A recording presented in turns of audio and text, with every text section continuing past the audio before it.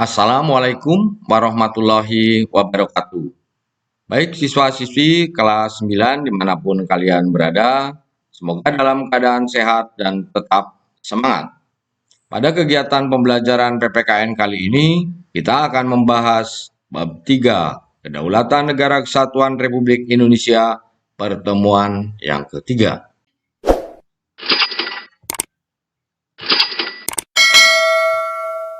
Pertemuan kali ini akan membahas melaksanakan prinsip-prinsip kedaulatan sesuai dengan Undang-Undang Dasar Negara Republik Indonesia tahun 1945, khususnya pada materi perkembangan demokrasi di Indonesia dan perkembangan sistem pemerintahan di Indonesia. Baik, kita mulai. Melaksanakan prinsip-prinsip kedaulatan sesuai dengan Undang-Undang Dasar Negara Republik Indonesia tahun 1945 pada materi perkembangan demokrasi di Indonesia. Perkembangan demokrasi di Indonesia terjadi pasang surut dari masa kemerdekaan sampai sekarang ini. Dalam perkembangannya, demokrasi Indonesia terbagi ke dalam beberapa fase pelaksanaan demokrasi, yaitu sebagai berikut. Yang pertama, demokrasi parlementer pada tahun 1945 sampai dengan 1959. Pada periode ini, menurut Undang-Undang Dasar 1945, demokrasi yang harusnya dilaksanakan adalah demokrasi Pancasila dengan kabinet presidensial. Namun, dengan keluarnya maklumat pemerintahan tanggal 14 November tahun 1945 berubah menjadi demokrasi parlementer. Pada kurun waktu pemberlakuan Konstitusi RIS 1949, sistem pemerintahan yang dianut ialah demokrasi parlementer, di mana dipimpin oleh Perdana Menteri, sedangkan Presiden hanya sebagai lambang. Karena pada saat itu rakyat menolak RIS, maka pada tanggal 17 Agustus 1950, Presiden Soekarno menyatakan kembali kepada bentuk negara kesatuan dengan UUDS 1950. Pada masa pemberlakuan UUDS 1950, demokrasi parlementer masih tetap dipertahankan. Namun, pada kenyataannya, demokrasi ini tidak cocok dengan jiwa bangsa Indonesia. Hal ini menimbulkan silih bergantinya kabinet, di mana kegiatan pemerintahan dan kegiatan pembangunan tidak dapat berjalan lancar, serta partai-partai hanya mementingkan kepentingan partai dan golongannya. Hal ini sangat membahayakan kehidupan berbangsa dan bernegara. Oleh karena itu, Presiden menganggap bahwa keadaan ketatanegaraan Indonesia dalam keadaan bahaya yang dapat mengancam persatuan dan kesatuan bangsa. Pada tanggal 5 Juli 1959, Presiden mengeluarkan Dekret Presiden yang isinya adalah A. Pembubaran Badan Konstituante. B. Memberlakukan kembali Undang-Undang Dasar 1945 dan tidak berlakunya Undang-Undang Dasar Sementara 1950. C. Membentuk Majelis Permusyawaratan Rakyat Sementara atau MPRS. Dan yang terakhir D. Pembentukan Dewan Pertimbangan Agung Sementara atau DPAS. 2. Masa demokrasi terpimpin 1959 sampai dengan 1966. Periode ini disebut dengan Orde Lama. Undang-Undang Dasar yang digunakan adalah Undang-Undang Dasar 1945 dengan sistem demokrasi terpimpin. Arti dari demokrasi terpimpin pada sila keempat yaitu dipimpin oleh hikmat kebijaksanaan dalam permusyawaratan atau perwakilan. Namun saat itu Presiden menafsirkan bahwa terpimpin, yaitu pemimpin terletak di tangan pemimpin besar revolusi. Hal ini menimbulkan pemusatan kekuasaan di tangan Presiden, yang akhirnya mengakibatkan banyak penyimpangan terhadap Pancasila dan Undang-Undang Dasar 1945. Beberapa penyimpangan itu diantaranya adalah sebagai berikut. 1. Presiden mengangkat anggota MPRS berdasarkan penetapan Presiden nomor 2 tahun 1959. Kedua, Presiden membubarkan DPR pada tanggal 5 Maret 1960 karena DPR tidak menyetujui RAPBN yang diajukan tahun 1950 dan Presiden membentuk DPR GR pada tanggal 24 Juni 1960.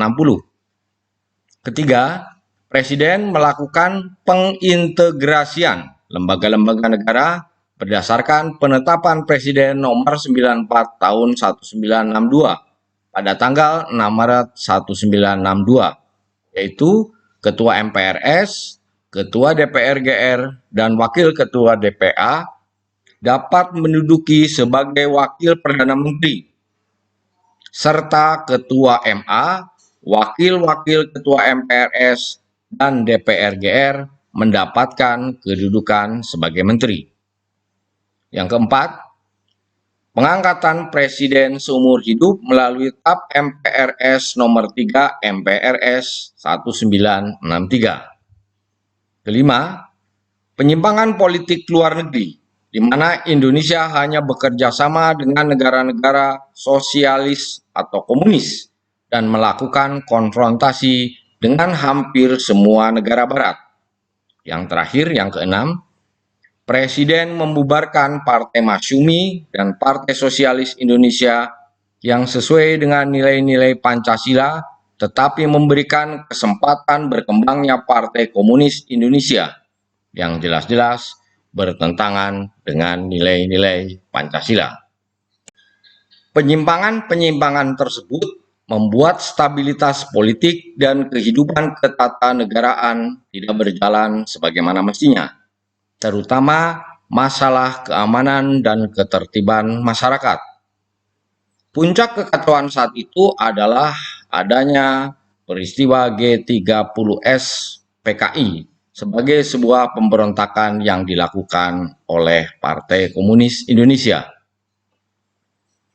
Keadaan negara yang tidak stabil menimbulkan reaksi dari berbagai kalangan masyarakat, terutama para pemuda, pelajar, dan mahasiswa. Kemudian mereka mengajukan 3 tuntutan rakyat yang dikenal dengan Tritura, yang isinya 1. Bubarkan PKI, 2. Bersihkan kabinet dari unsur-unsur PKI, 3. Turunkan harga dan perbaiki ekonomi.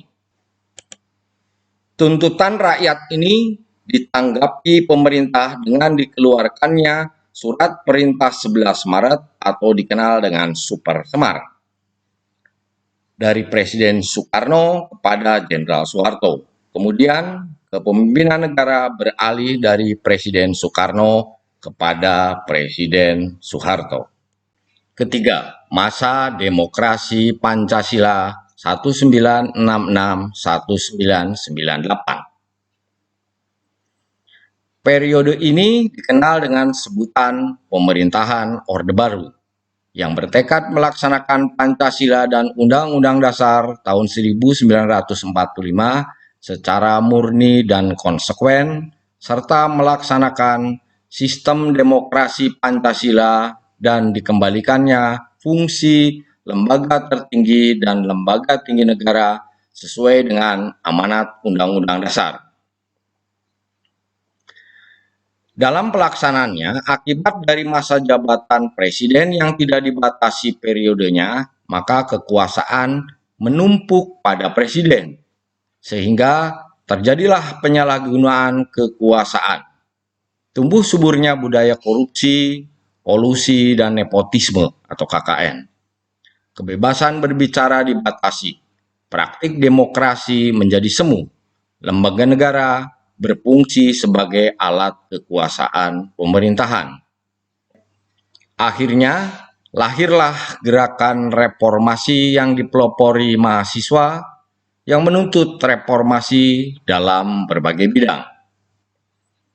Puncaknya adalah pada Kamis 21 Mei 1998. Sekitar pukul 9 pagi, Presiden Soeharto menyatakan mengundurkan diri, kemudian digantikan oleh B.J. Habibie yang pada saat itu menjabat sebagai wakil presiden. Bisa dilihat di sini, mahasiswa menduduki gedung MPR, kemudian gambar Bapak Soeharto yang menyatakan mengundurkan diri sebagai presiden. Kemudian ini ada berita di koran bahwa Harmoko yang pada saat itu selaku ketua MPR memberikan saran agar Bapak Soeharto mengundurkan diri. Kita lanjutkan. Periode demokrasi Pancasila, masa reformasi 1998 sampai dengan sekarang. Demokrasi yang dikembangkan pada masa reformasi pada dasarnya adalah demokrasi berdasarkan Pancasila dan Undang-Undang Dasar Negara Republik Indonesia tahun 1945 dengan beberapa penyempurnaan dan perbaikan pada peraturan-peraturan yang tidak demokratis.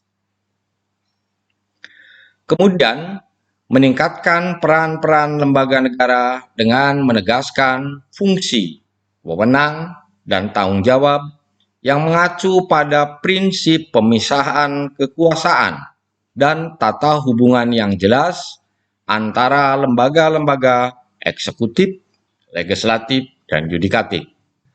Bergulirnya reformasi yang diiringi dengan perubahan dalam segala bidang kehidupan menandakan tahap awal bagi transisi demokrasi di Indonesia. Sukses atau gagalnya suatu transisi demokrasi sangat bergantung kepada beberapa hal sebagai berikut. Yang pertama, komposisi elit politik. Dalam demokrasi modern, dengan bentuk demokrasi perwakilan rakyat, mendelegasikan kedaulatan dan kekuasaan pada para elit politik. 2. Desain institusi politik. Para elit politik mendesain institusi pemerintahan dan memiliki pengaruh besar dalam menentukan apakah demokrasi baru menjadi stabil, efektif, dan terkonsolidasi. Ketiga, kultur politik atau budaya politik, yaitu perubahan sikap terhadap politik di kalangan elit dan non-elit. Yang keempat, peran civil society atau masyarakat madani untuk menciptakan kultur toleransi yang mengajarkan keterampilan dan nilai-nilai demokrasi, sikap kompromi, serta menghargai pandangan yang berbeda.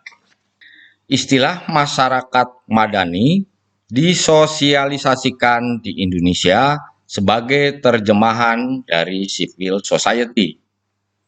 Kata civil society sebenarnya berasal dari bahasa Latin, yaitu civitas Dei, artinya kota Tuhan, dan society yang berarti masyarakat. Maka dari kata civil ini akan membentuk kata civilization, yang berarti peradaban. Dengan demikian, kata civil society didefinisikan sebagai komunitas masyarakat urban, yaitu masyarakat yang memiliki peradaban maju.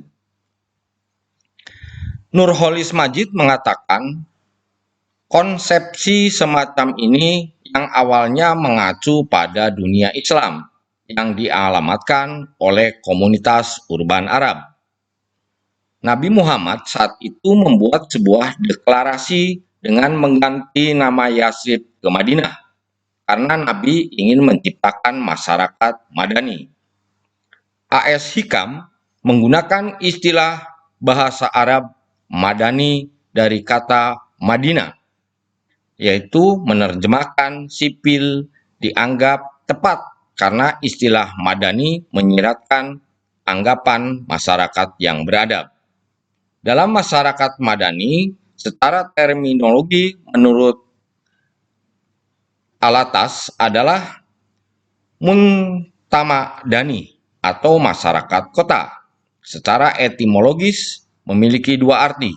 Pertama, masyarakat urban karena berasal dari bahasa Arab madab yang berarti kota. Kedua, masyarakat beradab karena madani berasal dari tamadun atau Madinah yang berarti peradaban, sehingga masyarakat madani adalah masyarakat beradab. B. Perkembangan sistem pemerintahan di Indonesia. Yang pertama, sistem parlementer. Adalah sebuah sistem pemerintahan di mana parlemen memiliki peran penting dalam pemerintahan. Dalam hal ini, parlemen memiliki wewenang dalam mengangkat Perdana Menteri dan parlemen pun dapat menjatuhkan pemerintahan, yaitu dengan cara mengeluarkan semacam mosi tidak percaya. Kelebihan sistem ini dibandingkan dengan sistem presidensial adalah fleksibelannya dan tanggapannya kepada publik. Kekurangannya adalah sering mengarah ke pemerintahan yang kurang stabil, seperti terjadi pada masa kurun waktu 1945 sampai dengan 1959. Ciri-ciri sistem kabinet parlementer atau sistem parlementer adalah: 1. Adanya pemisahan yang jelas antara kepala pemerintahan dengan kepala negara. 2. Kepala pemerintahan adalah Perdana Menteri, sehingga menteri dipilih dan bertanggung jawab pada Perdana Menteri, dan kepala negara adalah Presiden, Raja, Sultan, atau Kaisar. 3. Kepala pemerintahan dipilih oleh parlemen atau DPR. 2. Sistem semi-parlementer. Penyelenggaraan pemerintahan RIS diawali pada tanggal 27 Desember 1949 dengan disahkannya Undang-Undang Dasar atau Konstitusi RIS 1949. Hal ini berdampak pada bentuk negara, yaitu berbentuk federasi. Sistem pemerintahan kala itu disebut semi-parlementer karena: A. Menteri diangkat oleh Presiden. B. Perdana Menteri diintervensi oleh Presiden. C. Kabinet dibentuk oleh Presiden. D. Menteri-menteri bertanggung jawab pada parlemen. E. Presiden berkedudukan sebagai kepala negara dan kepala pemerintahan. Disebut sistem semi-parlementer itu karena terjadi tumpang tindihnya antara presiden sebagai kepala negara dan presiden sebagai kepala pemerintahan, di mana umumnya pada sistem parlementer mestinya sebagai kepala pemerintahan adalah Perdana Menteri. Namun pada saat itu kepala pemerintahan tetap dipegang oleh presiden. 3. Sistem presidensial. Sistem presidensial merupakan sistem pemerintahan negara republik. Pada sistem pemerintahan ini, kekuasaan eksekutif dipilih melalui pemilu dan terpisah dengan kekuasaan legislatif. Ciri-ciri pemerintahan presidensial diantaranya adalah: A. Presiden berkedudukan sebagai kepala pemerintahan dan kepala negara. B. kekuasaan eksekutif presiden diangkat berdasarkan demokrasi rakyat dan dipilih langsung oleh mereka atau melalui Badan Perwakilan Rakyat. C. Presiden memiliki hak prerogatif atau hak istimewa, yaitu untuk mengangkat dan memberhentikan menteri-menteri yang memimpin departemen dan non-departemen. D. Menteri-menteri hanya bertanggung jawab kepada Presiden. E. Presiden tidak bertanggung jawab kepada kekuasaan legislatif. Negara Indonesia menganut sistem pemerintahan presidensial. Hal ini tertuang pada pasal 4 ayat 1, serta lebih lanjut lagi dijelaskan pada pasal 17 ayat 1 sampai dengan ayat 4 Undang-Undang Dasar Negara Republik Indonesia tahun 1945. Demikian penjelasan materi kali ini selesai. Baik, kita simpulkan. Yang pertama, perkembangan demokrasi di Indonesia terjadi pasang surut dari masa kemerdekaan sampai dengan sekarang ini. Dalam perkembangannya, demokrasi terbagi dalam beberapa fase pelaksanaan demokrasi, yaitu demokrasi parlementer 1945 sampai dengan 1959, kemudian demokrasi terpimpin 1959 sampai dengan 1966. Selanjutnya, demokrasi Pancasila 1966 sampai dengan 1998. Dan yang terakhir adalah demokrasi Pancasila masa reformasi, yaitu 1998 sampai dengan sekarang. 2. Periode 1959 sampai dengan 1966 ini disebut juga sebagai Orde Lama. Undang-Undang Dasar yang digunakan adalah Undang-Undang Dasar 1945 dengan sistem demokrasi terpimpin. Sedangkan periode 1966 sampai 1998 ini dikenal dengan sebutan pemerintahan Orde Baru yang bertekad melaksanakan Pancasila dan Undang-Undang Dasar 1945 secara murni dan konsekuen. 3. Demokrasi yang dikembangkan pada masa reformasi pada dasarnya adalah demokrasi berdasarkan pada Pancasila dan Undang-Undang Dasar Negara Republik Indonesia tahun 1945 dengan beberapa penyempurnaan dan perbaikan pada peraturan-peraturan yang tidak demokratis. Demikian kesimpulan pembelajaran kali ini. Baik, sebelum mengakhiri pembelajaran, ini ada tugas sebagai bahan latihan. Silakan dikerjakan, kemudian dikumpulkan kepada Bapak Ibu Guru sesuai dengan kesepakatan di sekolah kalian. Pertanyaan yang pertama, sebutkan beberapa fase perkembangan pelaksanaan demokrasi di Indonesia. 2. Mengapa pada tanggal 5 Juli 59 Presiden Soekarno mengeluarkan dekret presiden? 3. Sebutkan penyimpangan-penyimpangan yang dilakukan pada saat periode demokrasi terpimpin. Keempat, mengapa mahasiswa mempelopori lahirnya gerakan reformasi pada tahun 1998?